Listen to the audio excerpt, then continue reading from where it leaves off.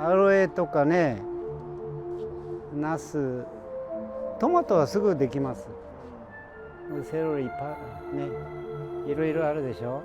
先生は料理されますか？やります。食べます。こ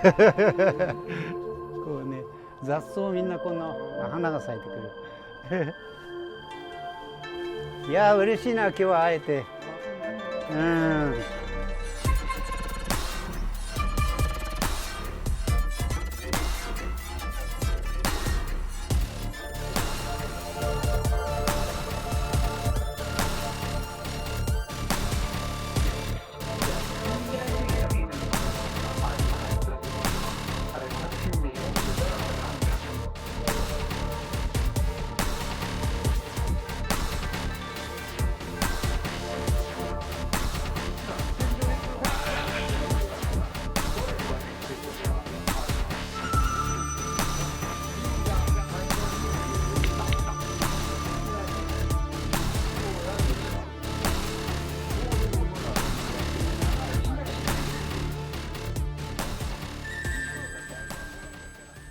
1940年1月1日に生まれました。私の生まれたのは東京ですけれど、それから世界大戦の時に田舎に引っ越しました。それで小さい時、いくつぐらいまでかな、7歳ぐらいまではこう山の中とか谷とか川とかそういうとこで遊んだので自然が大好きです。いい時にそっちへ引っ越しました。で両親とかは武道はやってませんでした。でも兄弟もやってなかったな。でも始めたのは私はいろんなチャンバラとか好きでいろんなことやりましたけど、特にスイミングとかねやって、山登って川で泳いだりとかねしました。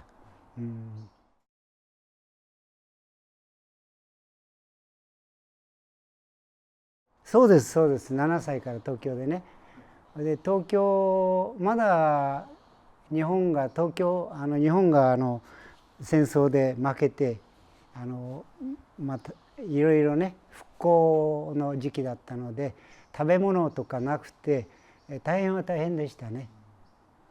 でもそれが良かったかなと思って、いろんな粗食シンプルフードでね生活できたから大変ありがたいことです。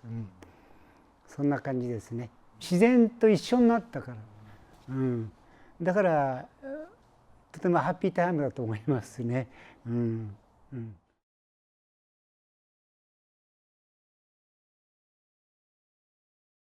やりません。学校は僕はあまり大学行かなかったし、その頃はみんな学校のお金払えなかったからみんな貧乏で、それで上の学校に行けないで中学まで、あれは何ですか、中学ね、までは行きました。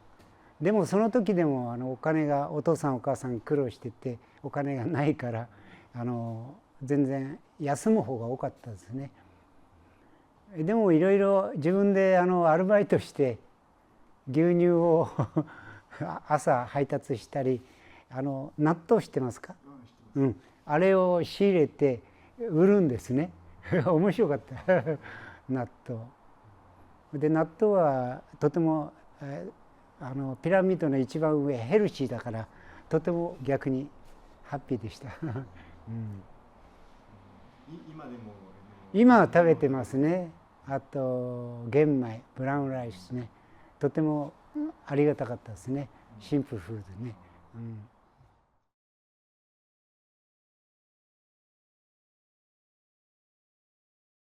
そうですね、一番最初は柔道かな。ちょっと中学の時ですね、16、7歳の時かな、柔道ですね。少しだけ学校でやりました。でも勝った負けたっていうのはあんまり好きじゃないから、それであとは剣道ね。剣道面白かったです。とても面白かったです。エイジドピープル、先生ね、高齢者、とてもすごい不思議な感じがしました。市内って竹のねこれでしょ、ポンって叩くのは軽く叩くけど市内の先がここまで曲がるんですよ、講談社ですね。それ見てね、ああこれ面白いなと思いました。力入れない、ポンってやった時曲がるんです、背中が痛い面白かったです。それからいろいろな昔の本読んで、昔の芸者がこうお米の俵、60キロありますけど、それを槍の穂先でこうやってポンポン投げるんです。そんなことも本当にあったらしくて、そんなの見て面白いなと思って、それで武道のことが興味持ちました。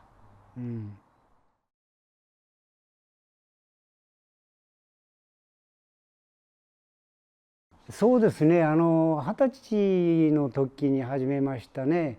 その間いろいろ陸上とか陸上競技とかアスレティックとかスイミングとか全部やりましたけど、みんな楽しいけれど、もうちょっと武道みたいなその不思議な剣道でポンとやってここまで来ちゃうとか、俵でこうやると俵がポンポン山になるとね、そんなことがなんか習えないかなって言ってた時に、合気道のことが新聞の広告に出ました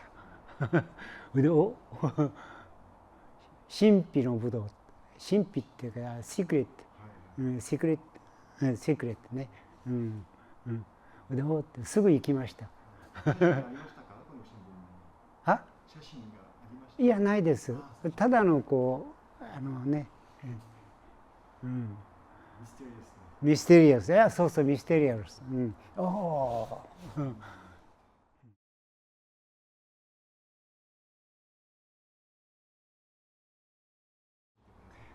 面白かったですよ。何も分からなかったけど、合気道に関してはまだあまりポピュラーになってなかったから、あまり生徒はいませんでしたけど、先生がすごい、今もう亡くなった田村先生とかフランスのね、いろんな方がまだビギナーでした。初段かそこら。それで木の会の東平浩一先生とか山口先生もそうだし、多田先生とか、多田先生は確か大学を出た時のばっかりで、これから合気道やるんだっつって、プロフェッショナルでやるんだって言ってましたね。そんな時代でした。本当にハッピータイム。有川先生もいました。いろいろなスタイルもね、大勢おられましたね。いい先生たちでしたね、みんなね。でお金が貧しくてもプアでも全然関係ない。その人たち合気道が好きだったから。東京のどこにありました？三景道場。それは有楽町知ってますか？で新幹線が走り始めて、そのすぐそばです。そのアンダーグラウンド。人気のところです。そうですそうです。銀座です、銀座ね。で、面白い人たちいっぱいいました。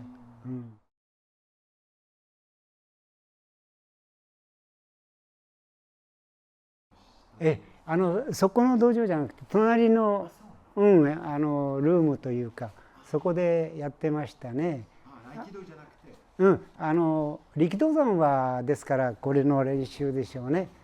あと、三島由紀夫はこんな太い木刀で「えいえい」やってました。稽古したことがないっていう。こちらは私はしてません。ただ全然違う世界だったから。話したことがあります。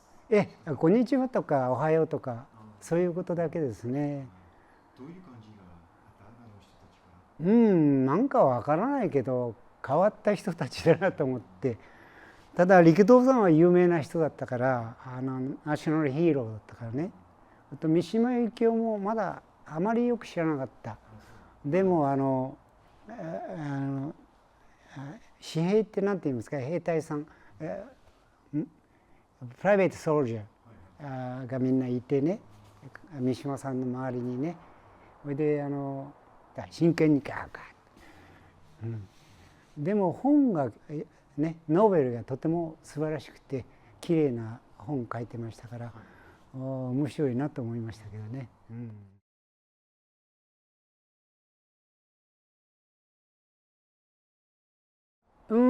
同じですね。やってたけど、それも本当に日本がこうもうちょっと心の世界、精神を大事にした方がいいと。で戦争で心までディフィーティッドしちゃった日本人がね。でそれじゃいけないと言って、で天皇様ね、みんなをこういつも仲良くやるようにって、世界の人が仲良くなるようにって言ってたんだけど、日本人それを忘れちゃって、アメリカから日本人ダメだとか言われてこうなってましたね。そんな時代です。でも綺麗な小説でした。本当に綺麗な小説ね。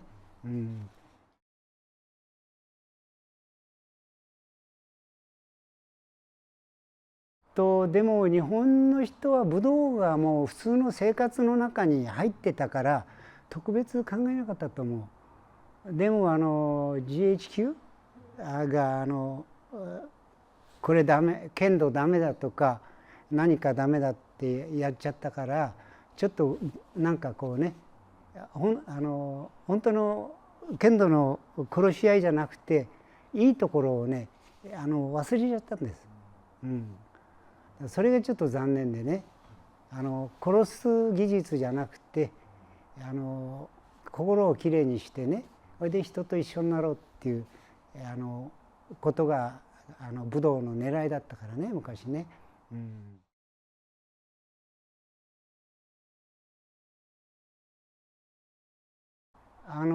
よくわからないけどもともと日本人は人を殺すのあんまり好きじゃなかったです。でも戦争だからやっぱり体鍛えて負けないようにしないといけないでしょ。そういう感じでしたね。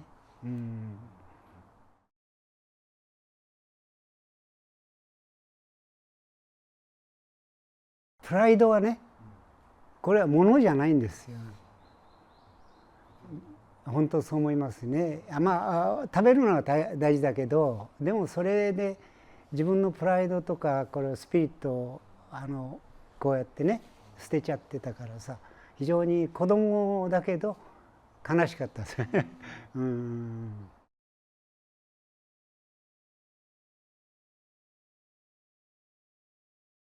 でもその頃はやはりいろんな人が柔道やってた人か空手やってた人とかみんな入ってやりましたよ、合気道。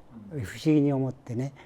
それでやはり大先生とかその東映先生とかいたから、こうやってもコロリやられちゃうんですよ。それでとても不思議に思ってね、その後はちょっとよく分かりません。で一番野球で有名な王さん、すごいスーパーヒーローですけどね、彼なんかもこうヒットを打つんですか、バッティングでね、一本足打法、一本足で立つとすごく飛ぶんです。それの勉強なんか合気道で教わってましたね。そうじゃなくてね、面白かったですよ。いろんな人がやってたね。